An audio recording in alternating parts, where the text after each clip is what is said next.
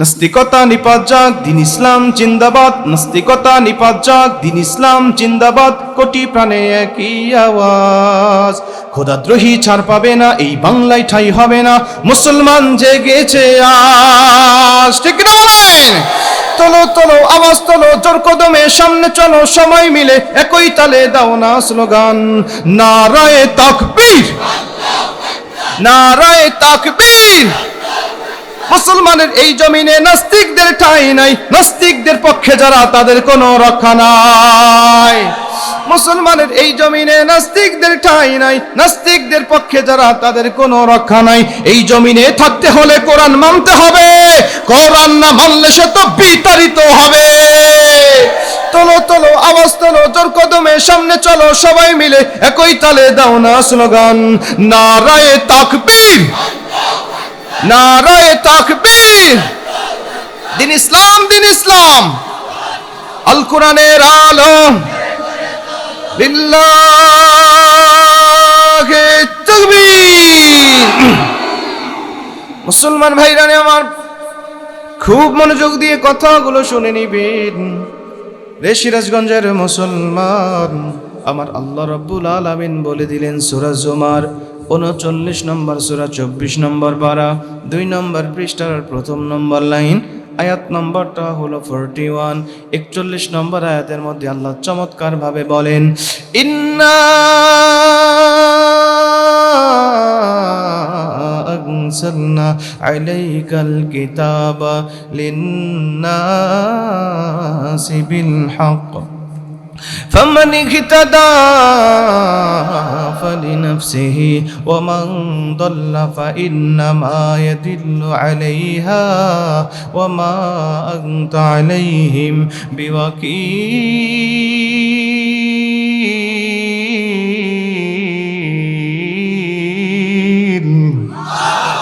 আর জোরে কোন আল্লাহু আকবার।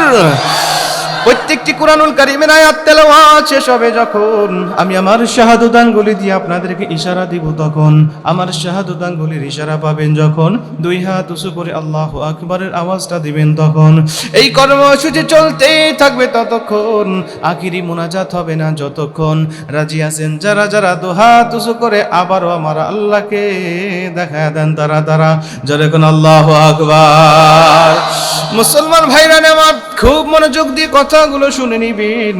আল্লাহ রাব্বুল আলামিন বললেন, দুনিয়ার মুসলমান, আমি আল্লাহ তাআলা তোমাদের জানিয়ে দিলাম, এই দুনিয়ার জমিনে তোমাদের উপরে নাজিল করে দিয়েছি 30 পারা আল কোরআন। আমি মালিক বলে দিলাম, এই কোরআন দিয়ে যদি তোমাদের ব্যক্তিগত জীবন, পারিবারিক জীবন, সামাজিক জীবন, রাষ্ট্রীয় জীবন চালাইতে পারো, আমি আল্লাহ পাকের বক্তব্য হলো, আমি আল্লাহ পাক তোমাদেরকে হেদায়েতের পথটাকে সহজ করে দিব। আমি আল্লাহ পাক তোমাকে, আমি আল্লাহ পাক কল্যাণের পথেই কবুল করে নেব। যে ব্যক্তি আমি আল্লাহ পাকের সন্তুষ্টির উপরে চলে, যে ব্যক্তি আমার কোরআন দিয়ে জীবন পরিচালনা করে, কোরআন দিয়ে যেটাকে হালাল করেছেন সেটা গ্রহণ করে, কোরআন যেটাকে নিষেধ করেছেন সেটা থেকে যদি সে বিরত থাকে পারে, আমি আল্লাহ পাক তাকে হেদায়েতের পথেই কবুল করে নেব। নবীজি বলেন, আল্লাহ পাক যখন কাউকে হেদায়েতের পথেই কবুল করে নেয়, ও ব্যক্তির উপরে আল্লাহ পাক নিজে সন্তুষ্ট হয়ে যায়। আর আল্লাহ পাক যখন কোনো ব্যক্তির উপরে সন্তুষ্ট হয়ে যায়, দুনিয়ার জমিনে আল্লাহ পাকের কল্যাণের পথেই চলতে থাকে।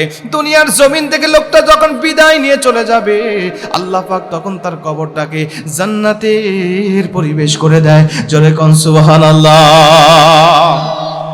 আল্লাহ পাক বলেন, মুমিনরা মারা গেলে কবরের মধ্যে তাকে রাখা হবে, কিন্তু তাদেরকে কিয়ামতের ময়দানে জান্নাতের ফয়সালা দেওয়া হবে।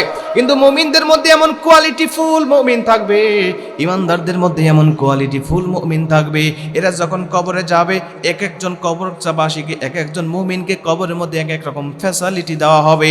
নবীজি বলেন, কিছু মুমিন থাকবে কবরের মধ্যে তাদেরকে রিজিক পৌঁছানো হবে, কবরের মধ্যে তারা রিজিক খাইতে থাকবে।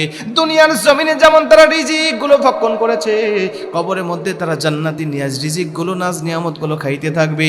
নবীজি বলেন, 2 নম্বরে এমনও কিছু মুমিন থাকবে, ওদেরকে রিজিক দেওয়া হবে না, কিন্তু জান্নাতি ঘুম দেওয়া হবে।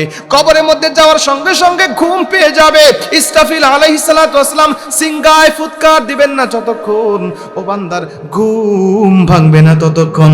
জোরে কোন সুবহানাল্লাহ। ঘুম পাড়িয়ে থাকবে কবরের মধ্যে, শুধু ঘুম আর ঘুম।